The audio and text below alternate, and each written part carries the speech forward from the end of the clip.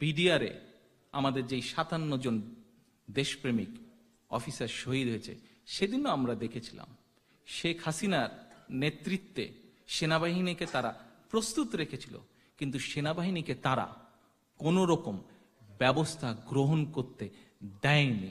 বাধ্য করেছিল সেনাবাহিনীকে যাতে ব্যবস্থা গ্রহণ করতে না পারে, বাধ্য করেছিল যাতে নির্বিঘ্নে সেই মানুষগুলো হত্যা করা সম্ভব হয়।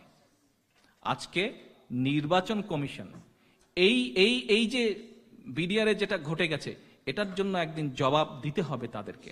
ঠিক একইভাবে আজকেও তারা বলছে সেনাবাহিনীকে তারা স্ট্রাইকিং ফোর্স হিসাবে, যদি রিটার্নিং অফিসার কোথাও মনে করে তাহলে সেখানে গিয়ে যে গন্ডগোল হচ্ছে সেনাবাহিনী প্রয়োজন, তাহলে সেনাবাহিনী সেখানে যাবে।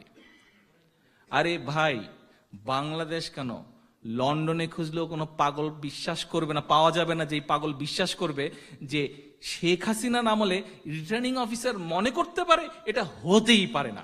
রিটার্নিং অফিসার কখনোই মনে করবে না যে সেনাবাহিনী যাবে এবং সেনাবাহিনী সঠিক কাজটি করবে, কারণ এরা জানে যে সেনাবাহিনী যদি মাঠে থাকে তাহলে সেনাবাহিনী সঠিক কাজটি করবে, এবং তারা যদি সঠিক কাজটি করতে সক্ষম হয় তাহলে রায় আওয়ামী লীগের পক্ষে যাবে না, রায় যাবে জনগণের পক্ষে, রায় যাবে তাদের পক্ষে যাদের নেত্রীকে দেখলে হাজার হাজার লক্ষ লক্ষ মানুষ ছুটে বেরিয়ে আসে, রায় তাদের পক্ষে যাবে।